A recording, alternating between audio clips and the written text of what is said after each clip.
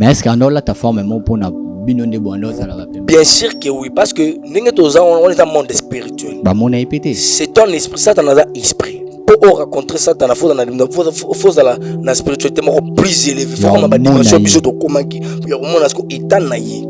Mais il peut se déguiser. Lorsque tu vas écouter na réunion na biso, ngala na baki très bien ngala ça qui na forme ya Black Panther. Il y a ça qui na forme ya dragon. Tu vois? Donc quand on va écouter na réunion mo bo aoya arobima na forme ya dragon. Et na moni papa wana na nikoko na ye abimi na tombo na ye. Tango abimi na tombo na ye et akeko lamusa sikoyo mwana na ye. Vedi papa ya papa wana ake alamusi ye. Tango alamusi ye basimi nzela basa nini bandi kokini wana nazo sambe nazo na vision.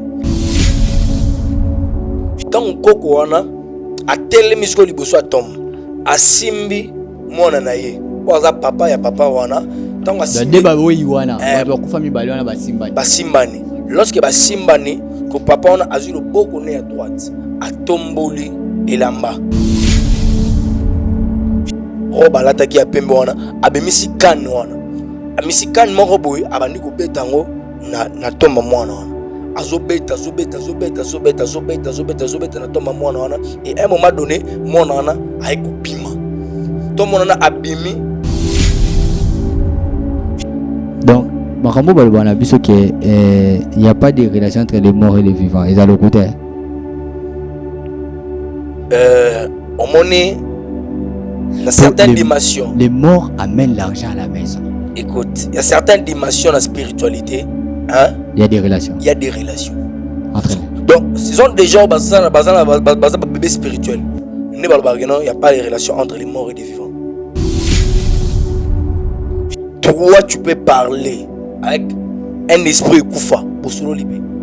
Mais il te donne les principes que non, au moins, aucune place, pour ça la boy. Puis m'en ça. Ouais, qui nous guide. Qui nous guide. You know, l'autre t'as koufa t'es orienté. Vede liste farola taper nous autres mon physique abimpe bien donc pas confondre parce que tango na série mo ba na biso que ça na maseke na mukila or que non c'est pas ça non jamais atilo mon ni na maseke ni na mukila.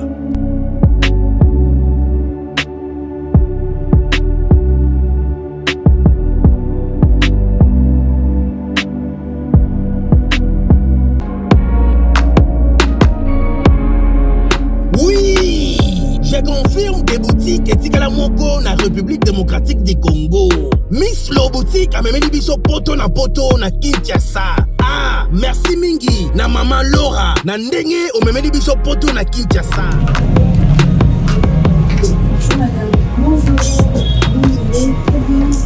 Ah, les amis, Miss Lo boutique, tout est à l'arrivage de la France et États-Unis. Nous avons un poudre à Kiko. Poudre Kiko. Non, quand la bureau sur son baya, aïe, tout qui n'était oui. Ah, tout qui n'était. Ah, les amis, Paris, États-Unis. Les amis, mélange. D'accord, la même différence dans l'eau parce que le réseau par Colibo, tu fais des tenus, tu vas pas me faire un style non, il pas habitué pour de ça à 48 heures. Ah, en tout cas, ma qualité na moni Moi na mama, kobuka na te. Soko lingi olata, kitoko, pe baye bayo, yaka mbangu na Miss Lo boutique. Nengo okokuta basapatu bilamba ya basi maquillage mafuta ba parfum pe biloko mususu te poto ekiti na Kinshasa pour mon biso ezali basi te tozwami bongo na avenue Victoire numéro 5 commune de Kasavubu topo bengi biso na téléphone na plus 243 85 64 11 889 0033 78 33 03 749 spécial Sunga orphelin.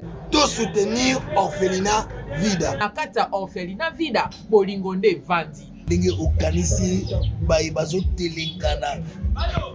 Nzamba pambola yo. Orphelinat Vida nzambe atieli sonae awa. Eloko nyonso za nango. Yaka contacter orphelinat Vida.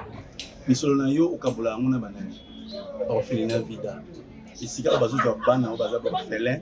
pe baza délaissé. Botana nzambe shalom bisika nso bizwa mibino awa nazali na orphelinat vida nayaki na bapashiko mpona kotala mpenza si réellement si makambo toyokaka ya mama Emily Seti Mainga existaka. Mais quand on est venu, on a trouvé que c'est vrai. Surtout ça, la bolam, livre à souvenir et fond. Même après la mort, même après le retour à Christ, il y a Misana Bisso et témoigné Bisso Liboso Nazam. Bien aimé, total ONG Vida a organisé activité $1 pour nos orphelins. Orphelinat Vida eza train ezolokota ba orphelin botie essence pour ekoma la destination. Nzambe na lola mona bino pambola bino vraiment azongisa ya ebele vraiment na oyo nyonso bosalaki lelo toyesu na lisolo mosusu kosenga na bino ke tozweli bana esika ya monene tozweli bana esika ya kitoko tozofutela yango chaque mois bana na biso fo balia bana na biso fo bakende classe bana na biso fo balata bana na biso fo baza propre nasepelaka na donner oyo bango bayoka mbongo na nzambe et puis basalaka nzambe asengi parce que eza eloko nzambe asengi nga nayebisaki nzambe tu m'as donné cette vision mais je ne vais pas travailler toute seule boza loka baprovision atie tout autour de moi na yango soki olingi osunga benga biso na plus 1 64 75 33 43 10 topé bengi biso na plus 243 97 666 66 04. Chez Biso Télévision, chaîne Oyo Kokani na yo. Bozale belé bokota l'émission de partout na pesi bino mbote. Mbote, balamio c'est chez Biso TV. Oui, mais là mon émission na bino réponse à nos questions. Yande ko la bino. Na pesi moyini nanga mbote, moyini bonjour, moyini nanga bonsoir. Mbote, balamio c'est chez Biso Télévision. Très heureux de vous retrouver sur cette chaîne, la chaîne qui nous ressemble tous chez Biso Télévision. Merci. Voilà, merci à vous tous. Vous êtes là nombreux de nous suivre partout dans le monde. Merci pour cette confiance et la fidélité. Vous ne cessez jamais, alors jamais de nous donner. Et puis la confiance là, ça nous va droit au cœur. Et merci à vous. Merci à tous nos abonnés. Comme je dis toujours, plus de 154 000 abonnés. Bientôt là, on aura 155 000 abonnés. On vous demande alors de vous abonner très massivement sur cette chaîne, la chaîne qui nous ressemble tous chez Biso Télévision. Merci pour cette confiance et la fidélité. Merci à vous. Comme je dis toujours, il y a au moins 25% d'abonnés ici au pays. Vous êtes nombreux de nous suivre ici, à la capitale de la République démocratique du Congo, Kinshasa. Merci à vous. Et puis, comme je dis, 75% partout dans le monde. Vous êtes en Australie, en Chypre, aux États-Unis, au Canada, en France, partout dans le monde. Merci pour cette confiance et la fidélité. Voilà. Merci à tous mes partenaires. Je vous salue. Ma maman, prompt rétablissement à toi. Je sais, on continue toujours à t'attendre ici au pays. Aminata Nongalabile. Merci à toi. Merci à David Amouri, mon frère depuis Londres. David Amouri, je te salue. Merci à toi. Merci à Drosilia Bala. SKS. Une femme qui fait pleuvoir de l'argent comme des larmes. Merci à toi. Merci à Miss Le Boutique. Merci à Aristote Kitamba, là de retour en France. Bon séjour en France, Franck Mamba en France. Franck, en France. Merci à toi. Hier, on avait inauguré les ponts Lévi Paille à Bandal. Donc, les Ndalois derrière toi, Lévi Paille. Merci à toi. Merci à Ferrand Foufou qui est ici au pays. Vous, mes partenaires, je vous salue. Vous voulez faire passer vos articles sur cette chaîne, la chaîne qui nous ressemble chez Biso Télévision. Le numéro est affiché, la plus 243 963 58 56. Vous ne serez jamais déçus. Contactez-nous et on vous fera voir comment ça se passe ici dans l'administration et chez Biso Télévision. Merci à toute l'équipe, Denis Monsolo ainsi que Eli Elias à la réalisation. Merci à Chris derrière la caméra. Voilà, aujourd'hui, on est là pour notre 14e partie. C'est comme ça, hier, j'avais compté. Et c'était aujourd'hui, c'est notre 14e numéro avec évangéliste, le frère Michael Lengo, Michael, c'est comme ça qu'on l'appelle. Moi, je l'appelle Michael Lengo. Alors, on avait essayé de parler l'autre fois sur son témoignage et puis touché sur l'enseignement, mais aujourd'hui, j'aimerais vraiment que tout fan d'amingi quand un témoignage parler comment papa et moi on a bikaka, parce que c'est là vraiment son histoire est un peu basée. Deni papa moi on a bikaka et voilà, on va toucher quelques points aussi. Est-ce que papa ngo kopola na nzoto ezalai kaka ou soit katara kopola et la maman qu'est-ce qu'elle était devenue, l'enfant oyo il fallait toujours kozonga parce que bitumana c'est pour na mwana wana et puis azong seption na source abi que l'histoire ce n'est pas ce papa là mais l'histoire est héréditaire. Il y a toute une hiérarchie, c'est-à-dire il y a de père à grand-père, père, lui, et puis il cherchait et aussi que la moine donc c'est-à-dire que ils a des pères au fils l'histoire. Alors le père a dit qui suis-je pour que nakata hémorragie wana ya roleki sabana na biso to botarate ba premier né na biso qui suis-je grand frère nanga kufaka papa abiso grand-père aliara grenani papa kolutu na biso et tout donc on va essayer de continuer ce témoignage avec le frère Michael Lengo. Je te dis bonjour papa. Oui, bonjour. Bonne santé. Bien par la grâce de Dieu. Voilà, j'aimerais vraiment si possible aussi manika un micro parce que c'est votre témoignage pour que tous gens à santé, excusez. Voilà, je vous donne le micro pour que tous gens à la santé. Frère Michael, bonne santé. Oui, Dieu fait grâce, ça va. Amen. Moi, Michael Belé, amo, na ba abonné na biso nyo sobola na biso. Oui, je dis mbote na tout le monde, bazola na biso partout dans le monde. Nzambe apambola bato nyonso et toujours continuer toujours notre témoignage. Donc tous dans la 14e partie. Et quand je l'ai dit toujours, et tout ça, la témoignage, non, pour nous refaire père bateau. Je veux dire, on le fait parce que on a été recommandé, si je pourrais dire. Il y a que ça, la moussala, de cette manière, il y a que dénoncer la œuvre et diable. Et c'est ça le travail que je suis en train de faire. Dans la Pamboli, bande connus sur partout dans le monde, on soutient la prière physiquement comme ça. Et je vous bénis au nom de Jésus. Il y a un frère qui est avec nous ici qui nous confirme vraiment que aux apena mili momabe ndoki pena. Kutu ba mémoire en église moroboye, abetongo c'est ba oh na yebi pena. Ouais, donc kuna place aux alara. Ndena oti koloba donc tous les cas pour nous ça. Il affirme aussi que mais on a bien ça dayaka, l'histoire est bêta ma pena que yende mtoleka. Ah oui, c'était ça. Tu regrettes ça? La mort, maman n'est plus. Que au fond de pena boy que mais on a besoin d'aya boy po sata sakana nanga tindanga na lia maman. Pour l'instant oui.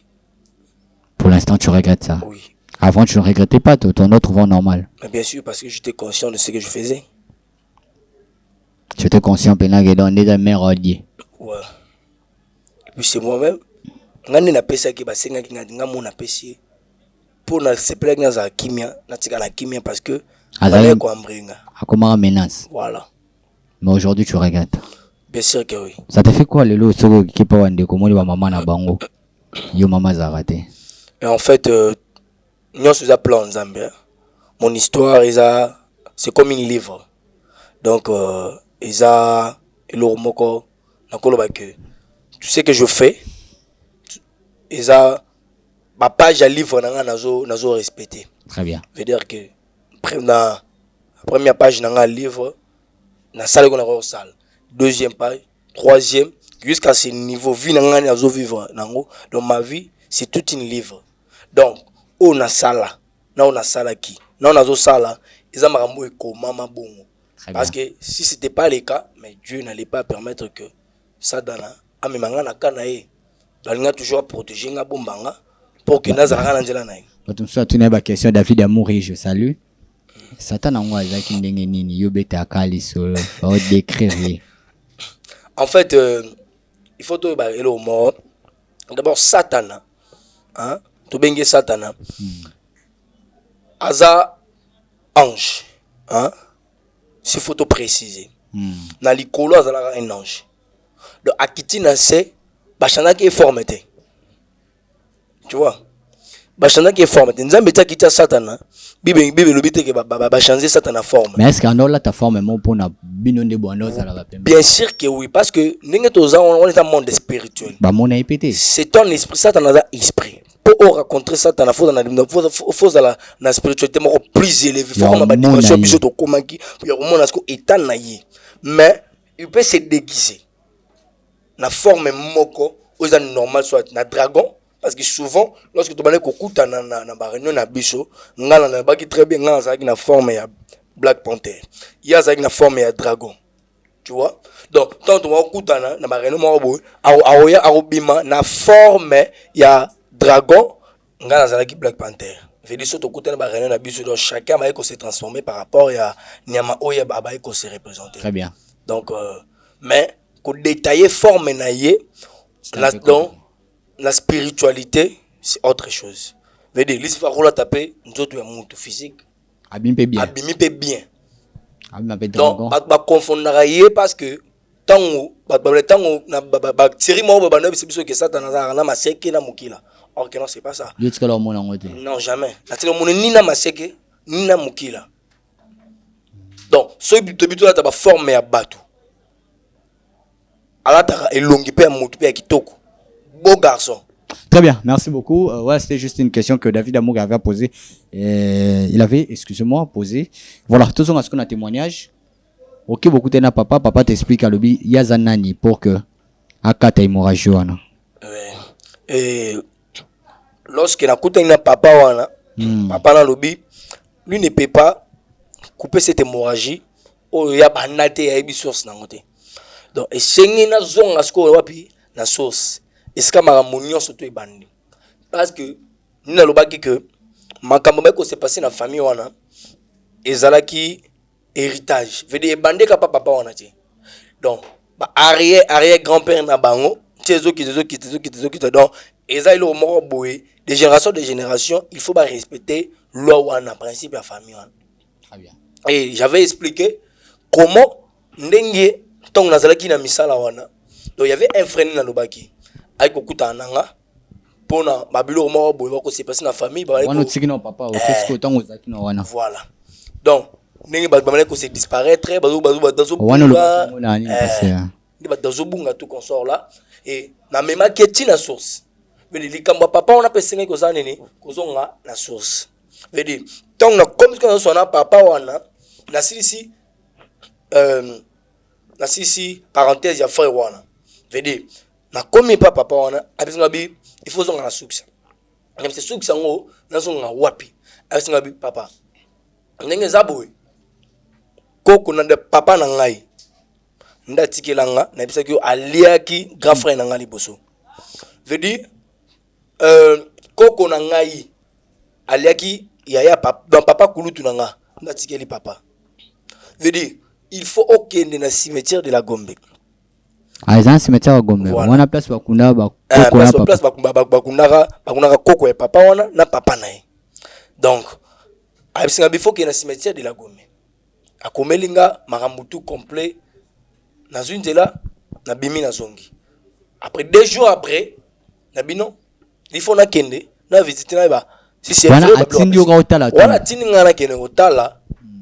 So na okisa service. To na okena bebisa ba lien wana na ke bebisa na ba bato. Ah OK. Donc il y a un problème donc il faut akoma il faut na koma kuna. OK. Et l'autre je suis arrivé na moni pe tombe ya koko na yene papa na ye je veux et non histoire les vrais assyriens. Na zongi na ngai. OK quand on visiter. On a qu'à visiter la prière sans rien faire. Je suis rentré et ton na zongi wana. La nuit, j'ai prié. Ensemble, qu'est-ce que je dois faire maintenant pour avoir accès na bateau pour que na sauver âme ya mwana wana. Je veux dire, je vois na moni koko ya papa wana na papa na ye na tom. Balati pembe. Donc babati bilamba ya pembe et na moni papa wana nani koko na ye abimi na tombo na ye tango abimi na tombo na ye et akeko la musa sikoyo mwana na ye veut papa ya papa wana ake alamusi ye tango alamusi ye basimi nzela basani ni bandi kokende wana nazo sambe nazo zongo na vision balamusi babandi kokende. Et lorsque babandi kokende ba komi sikoyo na cimetière moko boy eska ba kuna mwana wana. OK. Et lorsque ba komi na cimetière eska ba kuna mwana wana sko koko ya mwana wana veut dire papa ya papa wana atelemi liboso atom ya mwana wana lorsque atelemi azoyemba azotourner azoyemba zo tourner parce que makambo bazoyemba wana na ba cérémonie bazo sala moi je comprends rien donc na yo kate nazoyeba te nazomona kaka bazoyemba bazo tourner et après un moment na moni sikoyo koko ya papa wana kokololo ya mwana wana dit koko arrière grand-père ya mwana wana voilà et sikoyo tant koko wana atelemi sikoyo liboso atom asimbi mwana na ye waza papa ya papa wana tant asimbi deba boyi wana bato bakufa mibale wana basimbani lorsque basimbani ko papa wana azui le boko ne à droite atomboli elamba roba lataki ya pembe wana abemisi kan wana amisi kan moko boye abandi ko betango na tomba mwana wana azobeta na tomba mwana wana et à un moment donné mwana wana aikubima to mwana na abimi basimbi su mwana wana ba misatu ali tomba mwana wana ekozaki ouvert et na kata cercle na mbongo na mbongo ibongo ni mbongo to mwana abimi ali koko wana asali cérémonie abendi cercle wana abimisi yango tala mbongo ebele papa nazobela mbongo cimetière ce que moi les wapi bon eza cimetière au car et fonctionnera-t-il je ne peux pas citer les noms donc atombo lipina cercle bui mbongo na cercle mba plein wana kokololo na wana kokololo na ye motaliboso et lorsque azui mbongo wana abandi ko memango ti batongi se ti na cimetière de la Gombe place bakunda isika bango moko sika koko wana na banana na papa wana bakunda bango et lorsque bakomi wana bango pe tom na bango mbongo na mbongo tous les deux tomes mbongo parce que bazui bazui oyo bayaki nango baposer yango na katikati to baposer yango na katikati basimani bango misatu na ekomona bango directement na ndaku ya papa wana na Gombe na ndaku ya papa wana na ndaku papa na Gombe na kata chambre ya papa wana sika ko takota ki wana ni mbongo ezalaki wana tellement ibelisko nzamba zwe bisanga keno omoni kata chambre wana papa wana mbongo ne utaka wana papa wana ezana musala moko te pesa ki mbongo donc mbongo na ye utaka kaka na nini na kata chambre na ye veut dire eza mbongo ya famille veut dire alliance ezalaka ndeni entre ezalaka ke arrière grand-père na bango parce que nzamba utaka arrière grand-père na bango akendaka kokutana na nganga moko donc azaka na problème ya mabota lorsque akutana nganga na pese mwana ko mwana wana alaki neto na makazaki mwana nganga ko il fallait sikoyo mwana wana asa nini akufa donc soki abomi mwana wana après nde famille ekomi na mbongo parce que papa na problème mabota ye na mwasi na ye veut dire bazui mwana wana o bazwaki panganga ba sacrifier lisusu apo baka obota ok apo baka obota ba sacrifier lisusu bazui mbongo ton bazui mbongo nde baye baboti mwana normal baboti ton baye ko bota mwana wana azokola ye pas nini ye pas donc papa wana abotaka mwana mo parce que problème e bandi banani problème makasi e bandi pas mwana o ba papa wana babotaki parce que yende sikoyo akotaka ba maison ya makasi ok akotaka ba maison ya makasi donc bandikala parce que ba maison makasi akotaki wana ba principe ezaki tellement très fort ezaki soit ami pesi ye moko soit andima bana nyoso la famille na ye bana liboso tout o ba robima faut pas sacrifier nde papa ya ba arrière grand-père ya mwana wana ok donc succès ya mikambo e bandeli wana parce que tango ye asali ba pacte wana ne makama mbongo ko fongama elati bango nyo veut dire elati bango nyo donc mbongo eza mbongo ya famille veut dire na bango basala msalate mais histoire ya famille on to ko bon eza pe na kin comment on peut ebani famille eza na kin eyebani mais je ne peux pas citer les noms parce que dans ça la promotion comme mututé donc so na tangi komba famille ya mutu to akosere to veut dire mbongo eza mbongo ya famille eza mbongo ya famille donc soki kaka makila mona liboso etangi nde bandiko bimisa mbongo na ba chambre secret na bango et après cela ton vision na ekolongwa na ekolamuka na tongo na bino tema na vision ona sa nini na kene na kuta na papa wana ok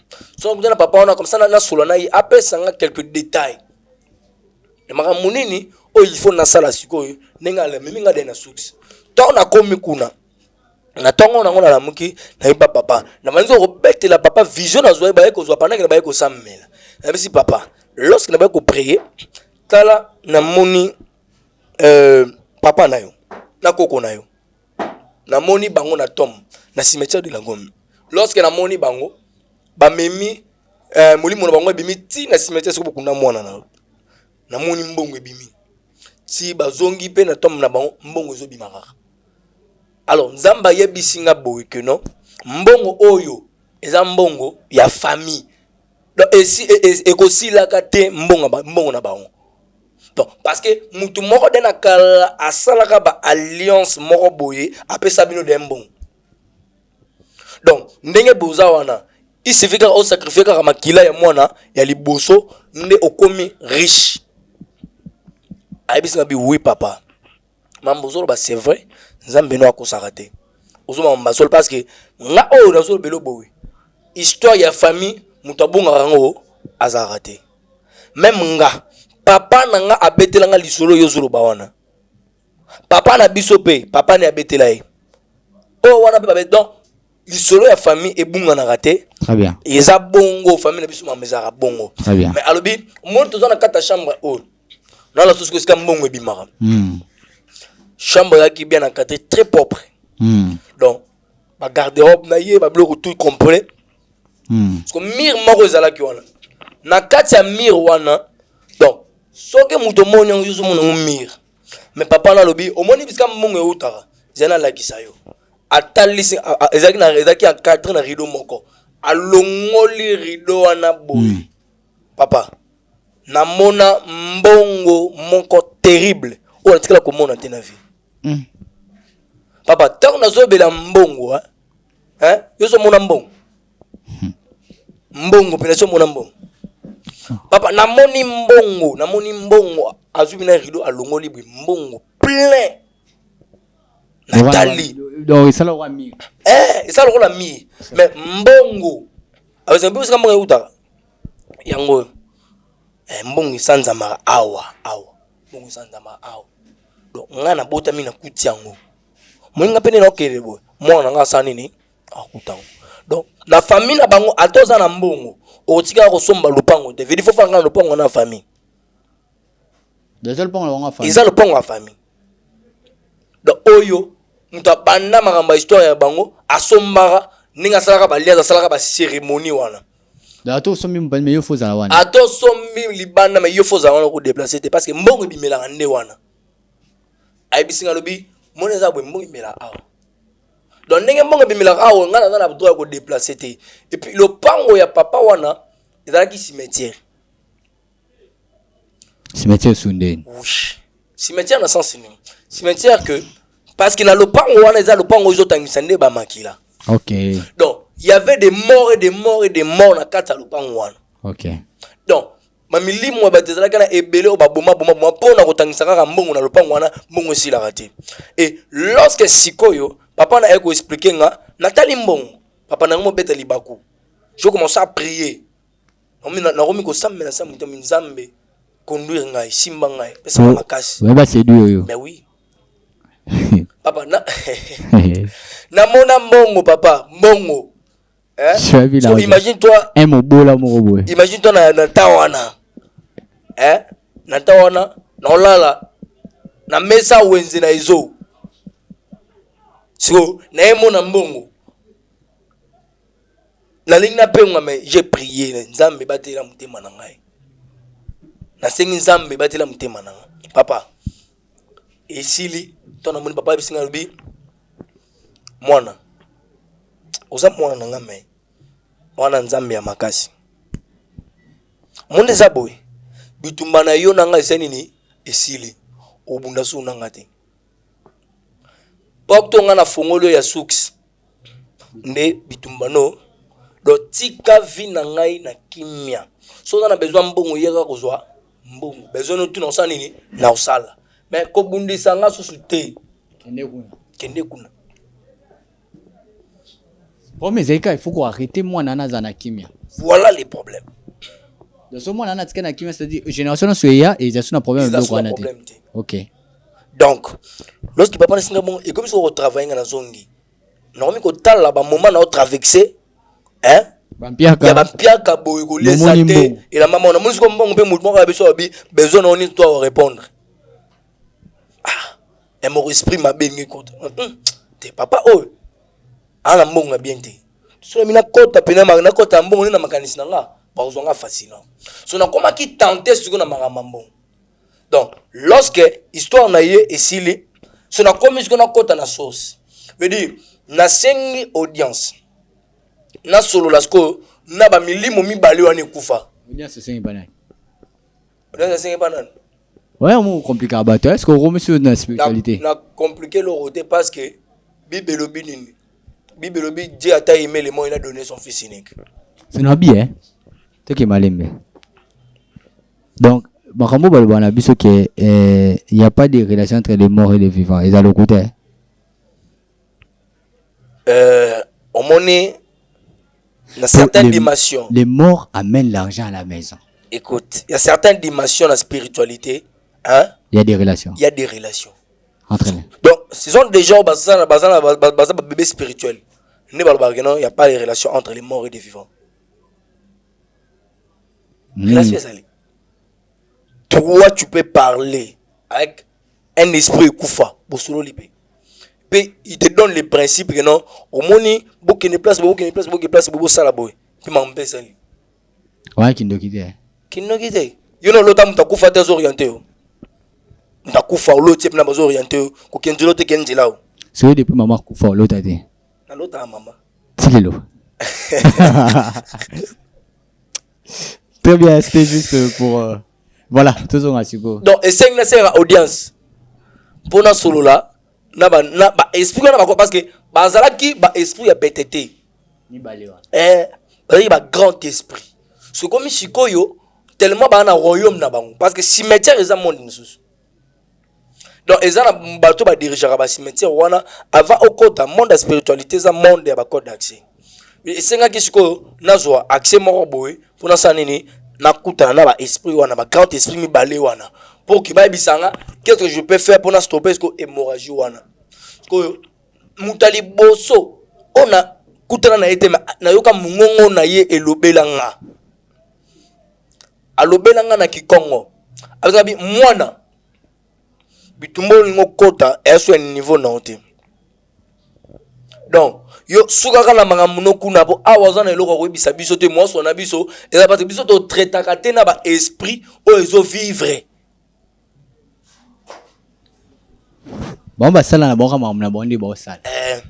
Ba traitaka te na ba esprit zo vivre parce que na monde ne na spiritualité ne za bongo eza na ba collaboration. Ba esprit ba se collaborer. OK. Parce que tellement ba se collaborer bongo et c'est nga rasiko moi ba négociation. Bon négocier. J'essaie de négocier ba biso ba lobi biso to négocier ka te na ba grand esprit mais o zo vivre. Donc aux grand esprit mais il faut ça nini okufa. Pour tout ça nini tout soit accès na yo to négocier na yo. Est-ce que problème yo te ko ça nini ko banda ko fa sunde. Voilà les problèmes. Na ko fa ndenge nini tandis que nazo luka délivrance ya mutu o sia kufa. Nazo luka délivrance ya mutu sia kufa. Délivrer la mort. Ngamo to sengi na kufa pour na délivrer. Jésus avait fait quoi pour na a délivrer ba kufa ngasi. Il devait mourir. Il devait mourir. Donc c'est ce que moi je devrais faire. Alors, yokamana. Frère oyo na memie, na fongoli parenthèse. Frère oyo na memie na souks na ebale. Tant to komi wana nene expliquer ki nguma bimi. Après la tarelo. Nguma bimi atelo le moboye. Bon nyonso azomona nyonso moteba tout ba bande ko mambo salami na émission passée. Ouais, mambo salami na 1927 on ngana botama te ni frère on ni papa na biso. Mais il s'est biso sanini tozonga sikoyo. Si na coin wana. Na coin wana. Iska ba fingaki papa wana. Wana sko ngana sala cérémoniale au moins ki ngamo na sana kacha ya monde satanique. Ton na za peme na Lucifer. Sikoyo lorsque commence que n'a pas sa frère na défense frère na tozongi na table comme kolila atuni ngati ko papa azofuna sala ndenge nini Bon moi ndebo okomela kuna.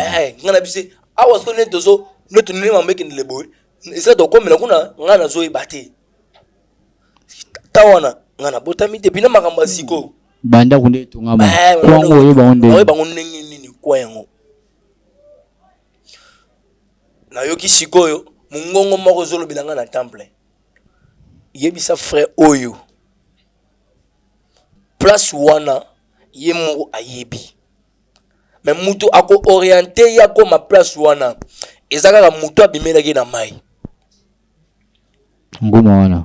voilà parce que esengi sikoyo frère wana ako makotambola na nguma video mutu boy normal brad otambola na nguma orienté yo puis botambola te bosuka na coin mais voyage bolonga ba Congo ti bandundu puis na coin moko boya kala na nguma que fait tozala nguma wana na frère wana na ngai nganga sikoyo ngasko à cette époque na bana kokoka ko supporter physique beauté dans leur pardon na ko supporter bato bazana état physique te donc ce qui na moni muto état physique il faut na dévorer kaka parce que na on ba penser ce ko ya ko lia sous frère wana ya ko bomaye mais tandis que yepa na nga pona lukanga solution so ngam na moto ah mes frères aza pe étoile na lia kaka Mais muto aussi nga aide.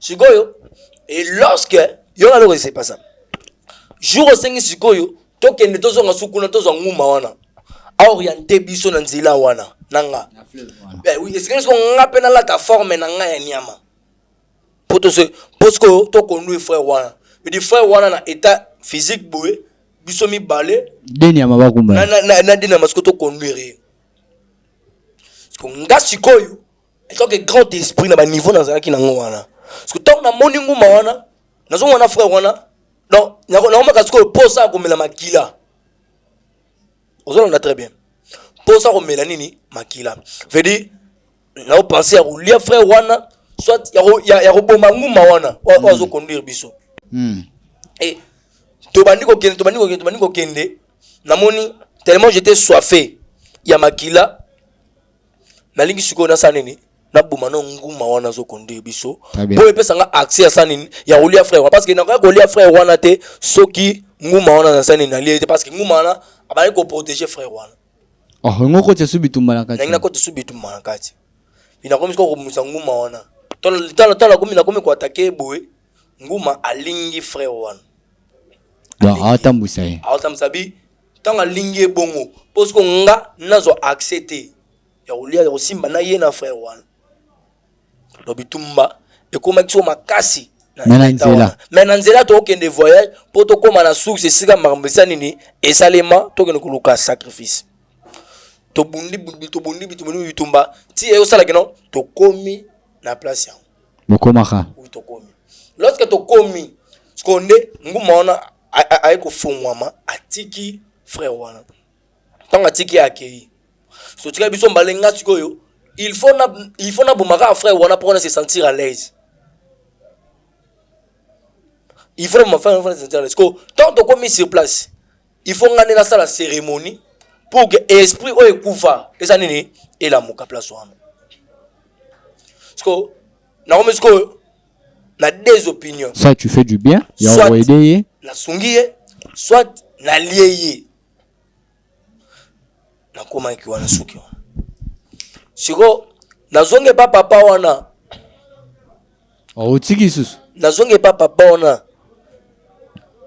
lorsque na komi sur place Il faut okoma liwa.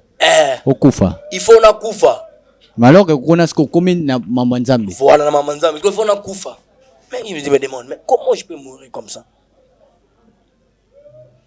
nabi non je dois prier nzamba bisanga nini na ko sala awa papa na prière une semaine mabo réponse exacte. Très bien, réponse exacte. On s'arrête ici pour aujourd'hui. Merci beaucoup. Un moment ça l'a appelé moi boya. Et on va te voir comment mais net l'autre zone bien état initial il y a témoignage. Bien sûr. Mais qu'est-ce qui s'est passé après? Oui, c'est fini.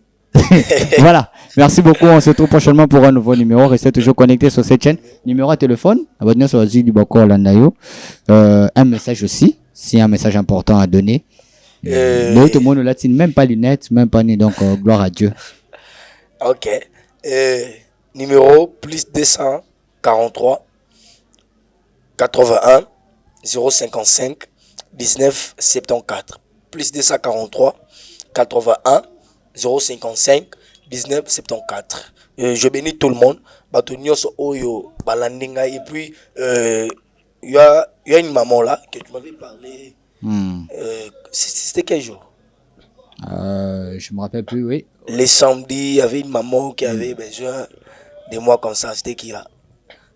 Ah. Là, on arrête l'émission, s'il vous plaît. Salut maman, là, pas ça. Beauté là, maman, c'est comme ça que Dieu te bénisse. Qu'il le gueule, qu'il belé. Bobangi peut écouter ma case, donc Nzambe pas ça là toujours. Voilà, merci beaucoup, frère Michael, de répondre toujours à notre invitation, de nous parler, de nous édifier à ces témoignages, parce que je crois, il y a eu toujours quand même une solution pour cet enfant. Bien sûr que oui. Solution Zalaïkak, malgré Bitumba Nyoso. Je sais qu'on arrivera, il y aurait quelle était la solution, et voilà. Merci à votre sur Bolandi Bissot. Merci à tous mes partenaires. Je salue Émilie Maïnga, sinon pas parce que tu as l'argent, mais tu as l'amour des gens. Merci à toi. Merci à une héroïne dans l'ombre quelque part. Je te salue toujours. Merci à Silaboula. Merci à toi. Merci aussi à SKS. SKS. Non, papa. Ton argent fait trembler les gens. Donc, SKS, tu fais pleuvoir de l'argent comme des larmes. Sans oublier à notre sœur chérie, Drosilia Bala. Merci à toi. Merci à Aminata Nonga Labilé, sans oublier tous mes frères, tout le monde au Balinga Bisso. Vous voulez faire passer vos articles sur cette chaîne, contactez-nous, le numéro est affiché plus 743 963 58 56. Je vais dédicacer que Bato ba partenaire nanga. Aussi mbongo o kimi Bato. Allo zila ba boirayo. Ah, olé bela zaga ko bela Bato soute. Vous Alibara. Voilà, je salue cet homme-là, Ami Yebi Plazaza, depuis Londres. Je te salue David Amouri. Merci à toi. Je salue aussi les prophètes anti-sorciers. Il est avec nous sur ces plateaux. Il nous a assisté dans cette très belle émission avec vous, l'homme de Dieu, frère Michael, anti-sorcier. Merci d'être toujours avec nous. On se retrouve prochainement pour un nouveau numéro. Restez toujours connectés sur cette chaîne. C'est pour la première fois que tu nous captes. Tu veux t'abonner, appuyer là où c'est écrit en rouge, s'abonner à ou cliquer, et il y aura une cloche qui va sortir. Alors tu vas être la première à recevoir toute notification. Appuyez sur la cloche pour ne rater aucune de nos émissions en ligne. Abonnez-vous massivement. On se retrouve prochainement pour un nouveau numéro. Restez toujours connectés. Après moi, c'est Cheikh Moukati. Au revoir. Chez Bissou Télévision, chaîne Oyo Kokani na yo. Bozali ebele bokota l'émission de partout na pesi bino mbote. Mbote, balamio c'est chez Bissou TV. Oui, madame, la mission a bien une réponse à nos questions. Yande ko napesi moyini nanga mbote, moyini bonjour, moyini nanga bonsoir.